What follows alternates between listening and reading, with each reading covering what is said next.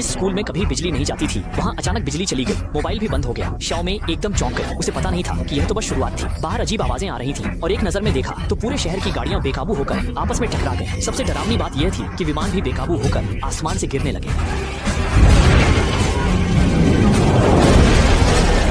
एक पल में मानवता प्राचीन समाज में लौट आई। एक 3 लोग दुर्भाग्यवश मारे गए और जो बचे रहे वे बचे हुए सामान इकट्ठा करके मुश्किल से दिन गुजार रहे थे। लेकिन यह तो बस पहले हमले की शुरुआत थी। अगले ही पल एक भयानक घटना हुई। शांत छोटे जंगल में हलचल मच गई और फिर एक पहाड़ी बाढ़ आ गई। साफ आसमान में पहाड़ी बाढ़ कैसे आ सकती है, सोचने का समय नहीं था। शाओमे ने जल्दी से अपने भाई की रक्षा करते हुए पेड़ की चोटी पर चढ़ गए और किसी तरह एक मुसीबत से बच गए। लेकिन तटीय शहरों और द्वीप देशों की इतनी किस्मत नहीं थी। वे सुनामी में डूब गए और पूरी तरह से समुद्र में समा गए। बचे हुए लोग सामूहिक रूप से अंदरूनी इलाकों की ओर चले गए, लेकिन यह भी बेकार था। वायरस ले जाने वाले पक्षी उनके पीछे आ गए और वे फिर से संक्रमित हो गए। चिकित्सा कर्मी बेबस थे, केवल सामूहिक इम्यूनिटी लागू कर सकते थे, जिसके परिणाम स्वरूप सभी संक्रमित लोग मारे गए और केवल बहुत कम लोग जो वायरस के प्रति प्रतिरोधक थे बचे। और शाओमे की मां भी इस आपदा को सहन नहीं कर पाई। कहा जाता है कि इसके बाद चौथा हमला भी होगा। मजबूर होकर शाओमे का परिवार नए आश्रय की तलाश में अपने घर से निकल पड़ा। 3 दिन बाद उन्होंने एक शरणार्थी शिविर पाया। हालांकि वहाँ की स्थिति अच्छी नहीं थी, लेकिन यहाँ साफ पानी और कीमती खाना है, एक गर्म भोजन मिल सकता है। पर दिन ज्यादा लंबे नहीं चले। शरणार्थी शिविर में सशस्त्र बल घुस आया और तुरंत एक अधिकारी जेलेंस्की जैसा दिखता था ने कहा, सबकी मदद को आया है, एलियनों ने हमला किया था, संकट में है और आज सबको शरण में ले जाकर एलियनों के खिलाफ संगठित करने आया। लोगों ने जोश में अमेरिका जिंदाबाद के नारे लगाने लगे।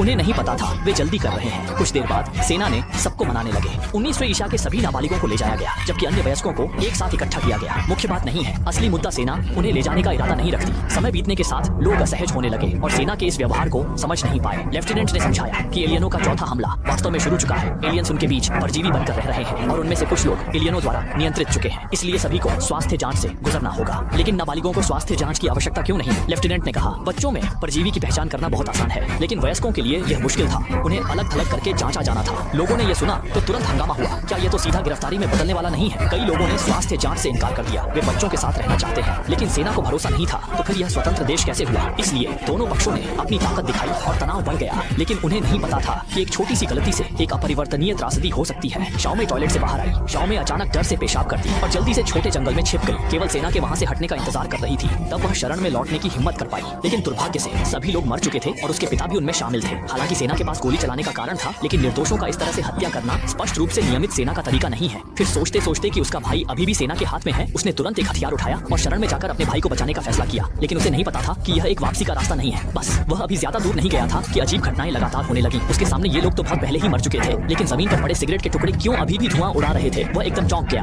क्या आसपास कोई और बचे हुए लोग हैं? उसने चारों ओर देखा, उम्मीद की कि वह किसी को ढूंढ सके और साथ में आगे बढ़ सके। लेकिन अगले ही पल